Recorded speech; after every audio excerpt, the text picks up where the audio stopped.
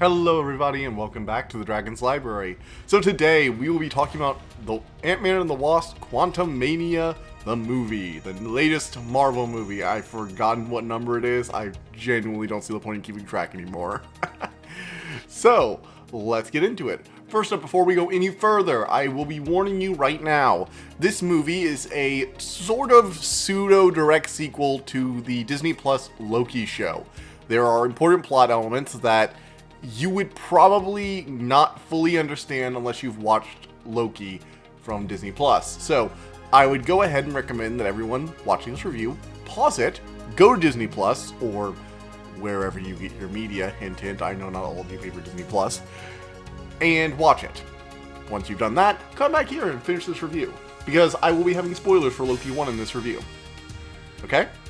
We all good? We all caught up? Perfect. Moving on.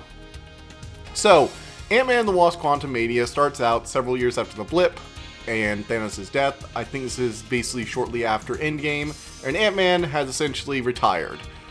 He is living it up with his, pseudo-new family. He's with Hope Van Dyne, and they're time together. He's got his daughter, Cassie Lang, who is now a budding scientist studying under Hank Pym. She apparently had read his notes during the blip and has been getting up to date. Whereas Paul Rudd, as Scott Lang, Ant-Man, is just a guy in the suit who's really good at stealing stuff, and she's more like Hope Van Dyne, that she's well-versed in the actual science behind the technology. Which is nice. We also get Michael Douglas to come back as Hank Pym, and Michelle Pilfer as Janet Van Dyne. Although to this day, I am actually a little disappointed that we never got a movie with Hank Pym and Janet Van Dyne as like their younger selves in the main leading role as Ant-Man and the Wasp, because I was introduced to the characters of Dr. Hank Pym and Janet Van Dyne through Avengers Earth's Mightiest Heroes. So for me, that quippy, kind of snarky Wasp was always the Wasp until I first saw Hope Van Dyne and Janet Van Dyne in the MCU movies. So that version of her has always been the one that superseded my memory. I've always been very interested in that particular version of her. I think she was a fun character, and I'm a little disappointed we never got to see a version of that in the MCU. However, Michelle Pilfer does a great job with the character of Janet Van Dyne. She actually takes a bit more of a spotlight role in this movie, which is nice, where she's been like the main human MacGuffin or a background and flashback character in the previous two movies. In addition, Dr. Hank Pym actually takes a more central role in this movie as well, getting his own side arc and stuff like that.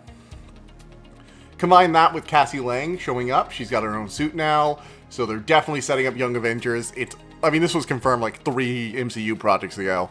But yes, we are definitely getting some form of Young Avengers thing coming up in the near future. But I've been going over the characters, and I just realized I haven't even gone over the summary. So, let's set the scene. It's a few years after Endgame. Ant-Man has written a book about how he's just going to retire and live his life, look out for the little guy, yada yada yada. But Cassie is seeing some of the major social injustices that got brought up in Falcon and the Winter Soldier, and she can't help herself. She's constantly getting arrested, and she wants to use the tech that their family has to do some good in the world. She's actually been working with Hank Pym on mapping the quantum realm.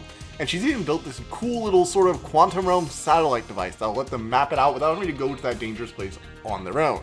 However, they didn't tell Janet Van Dyne about the project, and she learns only after they turn it on for the first time that it's actually sending out a signal into the quantum realm in order to map it. And then Janet's like, "You're sending a signal into the quantum realm? Turn it off. You need to turn it off right now." And they turn it off, but then it turns itself back on. Bum bum bum. It sucks them through a portal, and they find themselves in the quantum realm, a strange, bioorganic tech kind of place, with all sorts of strange things in a conqueror who now rules over this place, banished here long ago, with a mysterious connection to Janet Van Dyne's past. And so now they have to find their way home and stop him from escaping his quantum prison. All in all, it's a very interesting show, and if you've seen any of the trailers, you know that the villain who's conquering here is the famous Marvel villain, Kang the Conqueror. Think of him as like an evil Doctor Who. He got trapped here, banished by some of his alternate timeline selves, and that, as fully explained in Loki, you should have gone and watched Loki. I told you. So yeah, it's a pretty fun premise. We get to see a pretty cool world. And this movie got utterly destroyed. Now, I'm going to talk about some few things first. I usually watch a movie and then write out my thoughts before I look at any other reviews on the subject. This helps ground myself. However, I also do like checking on like the Rotten Tomato review and just the general consensus on a movie after I form my opinion. What you get here is my opinion, and then I'll also make comments on other people's takes on it. Sometimes to complain, like in Avatar: The Way of Water. Now, my opinion on this movie is that it's a very average movie. It's slightly above average, it's just generic Marvel good. Marvel is really good at making movies that may not always be amazing. Their movies are generally pretty good. I'd give most of them a 7 out of 10, 8 out of 10. And occasionally they give you like a 9 or a 10 out of 10, which is really good. Something like Endgame or Black Panther or Thor Ragnarok that just like blow you away. And I feel like some reviewers are getting really fucking sick of that, unfortunately. They were willing to bitch about some of the most and dumbest things. I saw some reviews that were like, it's all just CGI backdrops. 2 out of 5 or whatever. Like, guys, get a break. It's not that bad. I actually really like the world, personally.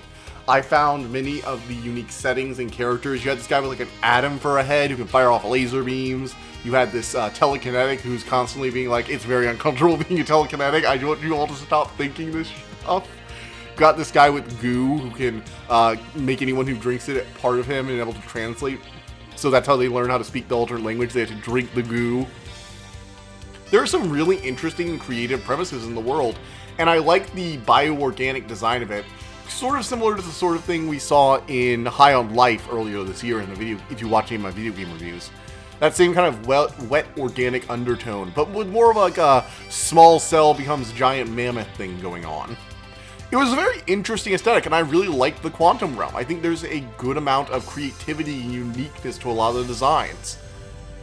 So, I like it. Plus, Jonathan Majors as Kang the Conqueror, just holy shit. I already knew he did a good job in Loki. He did a really good job in that. But this guy can command a presence with nothing but just sheer charisma. He is the highlight of every scene he's in, and I think it works. I will also have to judge this on how funny it is, because Ant-Man and the Wasp are kind of like the pseudo-comedy movies. You know, the absurd, oh, you're Ant-Man? That's a silly premise. And in that regard, I'd say it falls short. I'd say that Ant-Man 1 and 2 were kind of funnier. We don't get that whole, I forget, the Scott's friend, the one that talks really fast, and it's like, talking about, oh yeah, I talked to this person, you talked to this person, you talked to this person. They don't do that joke. It was, I kind of like that callback in Ant-Man 2. I liked it. We don't get like the doofy friends. We don't have like the ordinary setting because Ant-Man's fought, Thanos at this point. So it's not as wacky anymore. It's not a small scale, which is interesting because a lot of the Ant-Man movies were a lot smaller scale compared to the other larger Avengers stuff, which was interesting as well. And in general, I just think that it's not as funny, which it doesn't have to be. It's doing something different this time. I also liked Cassie Lang. I think she's going to be a fun member to the Young Avengers crowd. All in all, I think this is a good 7 out of 10 movie. Made me laugh a few times. Although part of that was because of just how it makes you do cringe humor well, which is something I've never personally found funny. But I actually did genuinely start laughing at one point in this movie. I won't spoil what it is, but it has to do with MODOK and how he dies. And it was actually really funny in this is super uncomfortable, we're all acknowledging it's uncomfortable, please stop, we all want this over with. And after this uncomfortable scene, it's like, okay, let's just move on and prevent that ever happening. It's like, okay, that was supposed to be dramatic, it became cringy, and now all the characters want to get away from it. That's great, I loved it.